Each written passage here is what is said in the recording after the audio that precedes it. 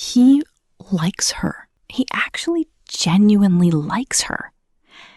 And that's exactly what makes this so hard. She's not someone he settled for. She's funny, she's warm, she remembers the small things, the things most people forget. She has her own life, her own world. She's not waiting around for him. She just likes him back. And he knows it. He can feel it every time they're together. The way everything gets a little easier when she's in the room. The way he laughs differently around her. More relaxed, more himself.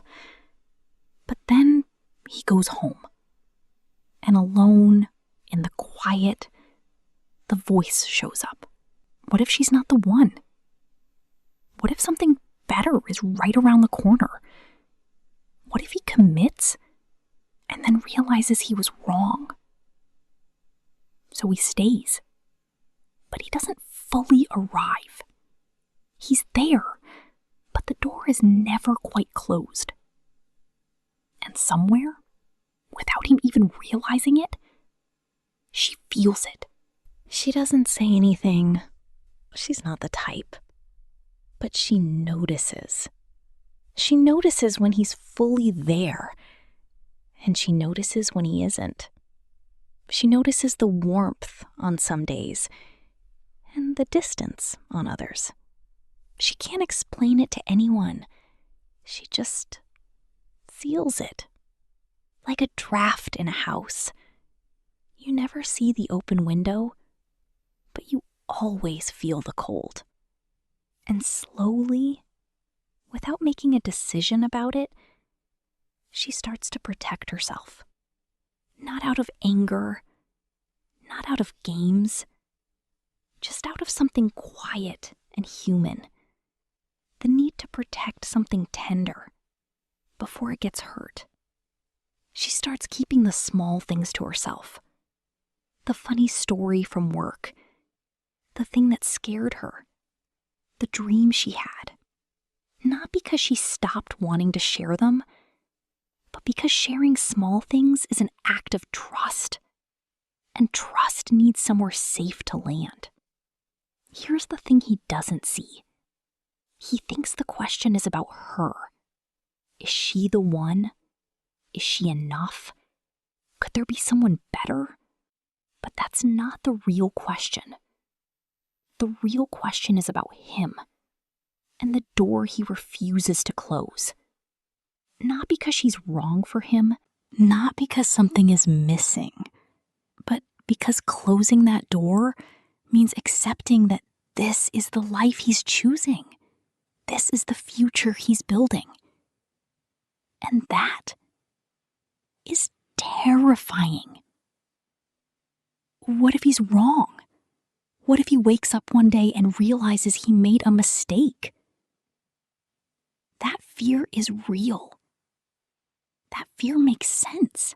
But here's what that fear doesn't tell him. The certainty he's waiting for, it doesn't come before the decision. It comes after. You don't find certainty and then choose. You choose, and then you build it. He imagines her sometimes. The other one. The one who hasn't shown up yet.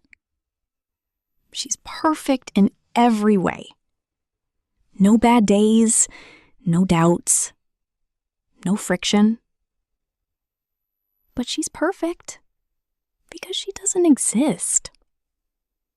He's comparing a real woman with all her warmth and her laugh and the way she remembers things to a version of someone he invented in his own head. And the invention always wins. That's the trap. Nobody tells you how it ends. There's no big argument, no dramatic goodbye. It just gets quieter. She stops reaching first. She stops filling the silences. She starts building a life that doesn't have a space saved for him. Not because she stopped caring, but because at some point, even the warmest, most patient people run out of hallway. And he'll notice. He'll feel the shift. He'll probably even panic a little. But by then, the door she closed will already be shut. This story doesn't have an ending yet. Maybe he figures it out in time. Maybe one morning he wakes up and the voice is quieter than usual, and he looks at her and he just knows. Not because she changed, not because the fear went away, but because he finally decided that she was worth more than the question. And maybe that's all it ever was. Not the search for someone perfect, just the decision to stop searching. If any part of this felt familiar, that's not a coincidence. The door is still open.